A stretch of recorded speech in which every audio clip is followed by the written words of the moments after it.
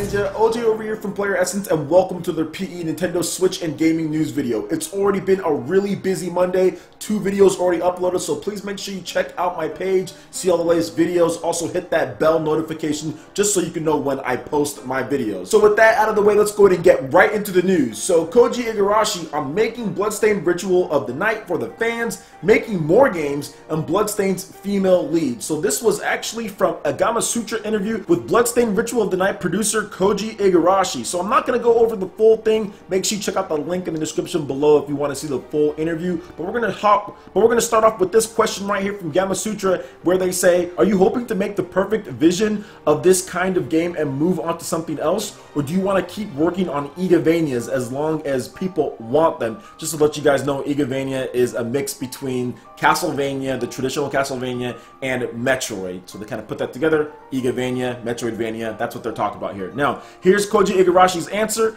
We're hoping to create new kinds of games eventually, but right now we want to focus on franchising Bloodstained and have it really stick with the gamers. We'll be creating at least one more game in this genre. This time around, we wanted to emphasize that nostalgia, the focus on recreating the same gameplay experience players got in the past. In the future, we will continue adding new ideas and features regardless of whether we're staying to this kind of game or genre. Now, the next question from Gamasutra says, Bloodstained has a female lead, which is great. Japan's bosses used to say having female leads would mean a game wouldn't sell. How do you feel about that? Here's what Koji Igarashi had to say. A large reason for choosing a female lead was the Kickstarter. When we thought about collecting funds from Kickstarter and thought about the modern social movement in America, having a female lead felt right, but also calculated. But in the end, I could care less whether the lead is male or female as long as the game is fun to play. I did have a challenging time coming up with the story, but that could be said for a lead character of any gender. So this is really interesting, especially the gender part, because he really looked at it as far as,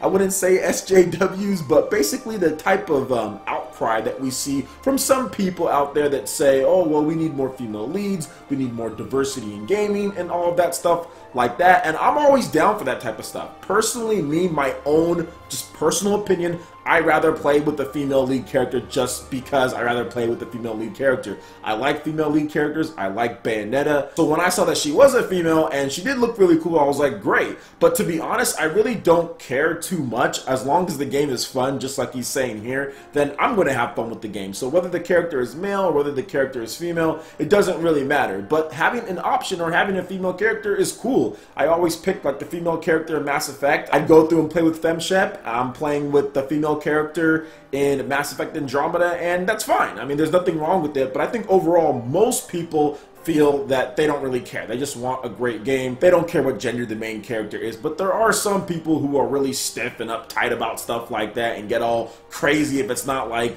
a white dude or whatever the case is. But I will say that most people don't care at all. So it doesn't matter. All that matters to me is that the game is super fun, and Bloodstained Ritual of the Night, I've played the PC demo. It is fun. So I'm super hyped for this game, and I love the fact that they're making this for the fans as far as the Igavania goes. I'm a big Castlevania Symphony of the Night fan. I'm a big Castlevania fan in general. I love Metroid as well. So having this type of game for us, after Koji Igarashi has been on hiatus for so long and everything that went down at Konami, this is great for the fans. This is great for the industry, and this game is going to do very well. I got my Nintendo Switch copy already switched over and ready to go, so I'm looking forward to it in spring of 2018. What do you guys think about this game as far as what Koji Igarashi had to say? Please let me know in the comment section below. Alright, and moving on to the next article here. Takashi Mochizuki from the Wall Street Journal is reporting that the BGC Partners analysts have said that Capcom is expecting, as far as estimates go, for Monster Hunter Double Cross and Resident Evil Revelations on Switch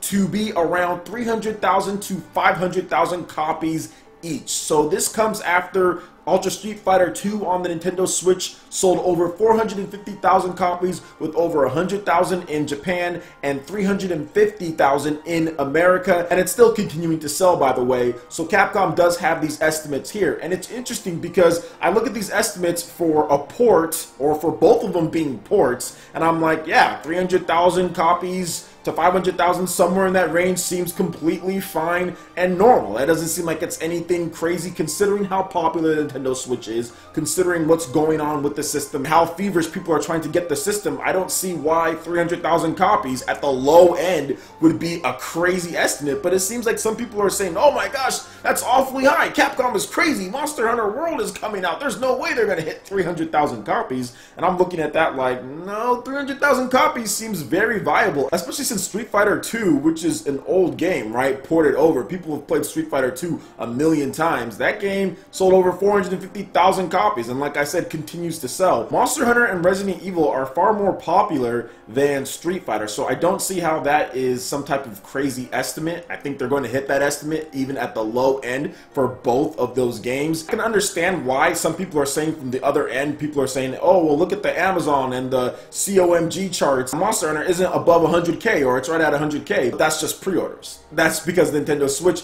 is still, I guess, on a smaller install base, but it's growing quickly. So it's not like Capcom is estimating these numbers to be day one sales. This is going to be lifetime to date sales. They want it to be 300,000, and even with Monster Hunter Double Cross only coming out in Japan so far from what we know, it seems like Monster Hunter is far more popular and it can sell 200,000 more than Street Fighter, which isn't really popular in Japan at all. So I don't really see a problem with these numbers. I know some people were saying that there's an issue with them and they're upset and they're mad because they feel that Capcom is going to drop the support if the numbers don't hit where it's at. Like I said, anytime you mention Capcom, people just get all crazy. People will just get insane, even with a 300,000 copy estimate, which is not high. That is such a low number, to be honest.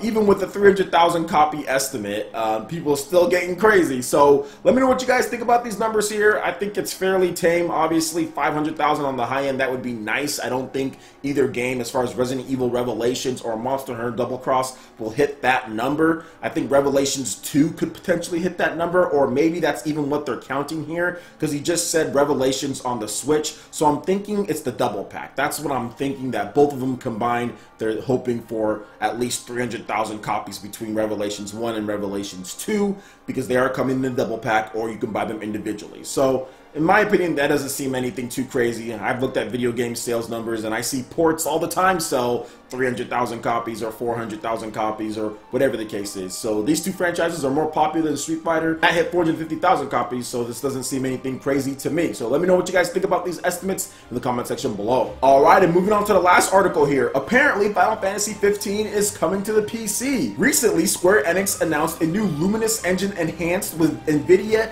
GameWorks tech for Windows version of Final Fantasy 15 coming in early 2018. Now, this is something that I did not know was happening. I did not know there was an officially confirmed Final Fantasy for PC. Maybe I just missed it, but I'm talking about it here. So according to this slide right here, you can see it says Final Fantasy 15 Windows Edition, powered by Luminous Engine, highest end version of Final Fantasy 15 to date, includes free updates and current DLC lineup, and it's coming in early 2018. So I'm really glad that this is coming, because Final Fantasy 15 on the Xbox One, I thought it was fantastic. I think Final Fantasy 15 on the PS4 Pro and PS4 are great, but man, I would really like to play a better running version of the game. And I think that even the PS4 Pro version is kind of sketchy here and there. And with this, I'll finally be able to do that. If it's enhanced with NVIDIA GameWorks, that is great. My PC does support that, and I'm looking at getting a little bit better graphics card, maybe some type of 1080 or something like that. The prices on those graphics cards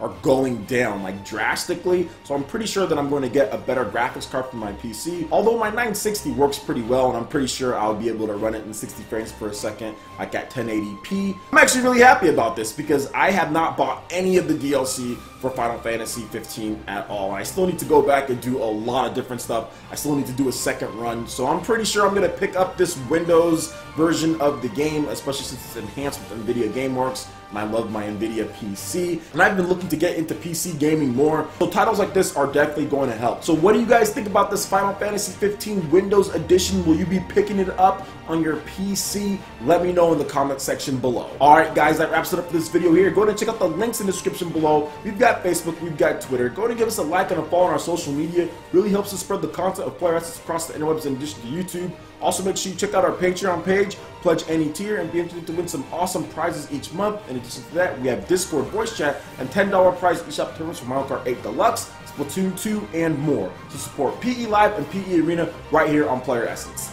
Also, make sure you hit that like button if you did like this video. Lets me know you guys want more content like this going forward in the future. And subscribe to PlayerEssence for the latest news, reviews, discussions, and more. Thank you so much for watching. I will catch you ninja for the next video. Peace.